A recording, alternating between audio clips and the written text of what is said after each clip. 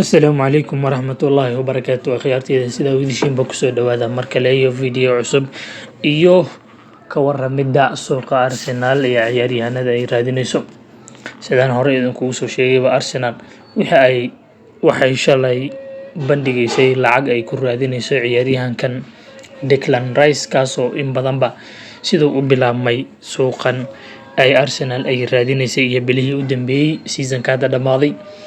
Arsenal waxaa la soo sheegayaa in lacagtii ay xalay bandhigtay xilli dambe isla markiiba lagu soo celiyay oo lagu yiri ma soconaysa lacagtan ta aan doonaynana ma ahan, waxaana lagu qiyaasay lacagtaas inay ahayd around 80 milyan inay ahayd ayaa maaragtay lagu qiyaasay lacagtaas.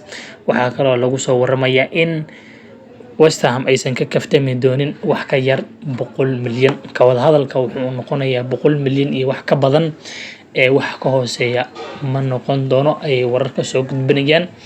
Halkaasi waa wararka Arsenal maaragtay ku tacalluqo. Sidoo kale Kai Havertz ayaa asna weli aanan war laga haynin oo aanan wax update aanan lahayn, inkastoo xalay saacadihii u dambeeyay Arsenal ay wada hadal la gashay Chelsea ilaa haddana wada hadalka uu socdaa, wuxuu kusoo dhamaadana waa arki doonaa. Sidoo kale akhyaaray waxaa la soo maaragtay si official ah loo soo bandhigay Premier League ciyaaraha isku aadkooda 2023-2024 qaabka ay wax iskugu aadan yihiin. Weeyga ugu horeeya waxaa isdari doono maalin Friday 11 August ayuu bilaaban doonaa.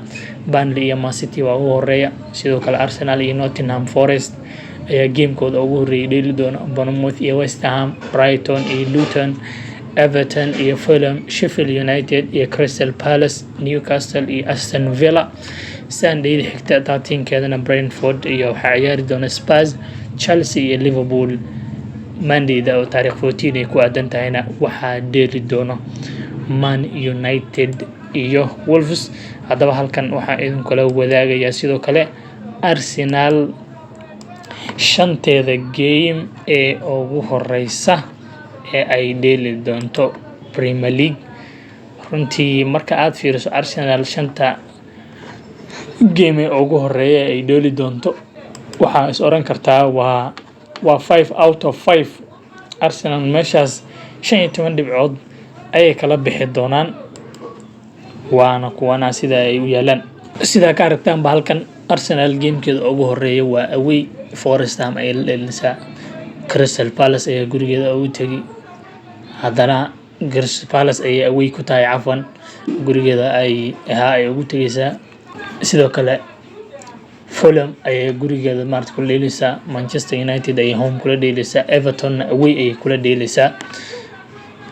Halkan waxaa interesting ah marka aad fiiriso Aston Villa dadka ku aadan iyo Bournemouth iyo Brentford kulli waxaa istii kartaa xoogaa maaragtay Bournemouth xoogaa way ku yar adag tahay, West Ham, Liverpool, Spurs, laakiin dadka si xun loo jiqay meeshan nagta laga dhigay oo aadka u nasiibka xun waxaa weeyaan Newcastle. Shanteeda game ugu horeysa bal eeg waxaa weeyaan AFC Aston Villa, haddana waxay away gurigooda intay ka tagaan ay u tagi doonaan booqan doonaan Manchester City.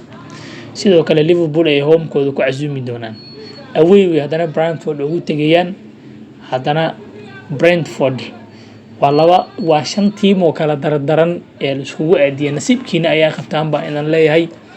Sidoo kale aan fiiriyay ayagana teamka aan necba waa Spurs ayaa iskugu aaday. Spurs ayadan waxaa iskugu aaday Brentford away ma fududa, Manchester United home waa iska fududahay. Saddexda u dambeysa labadan ugu horeeya oo baadaran.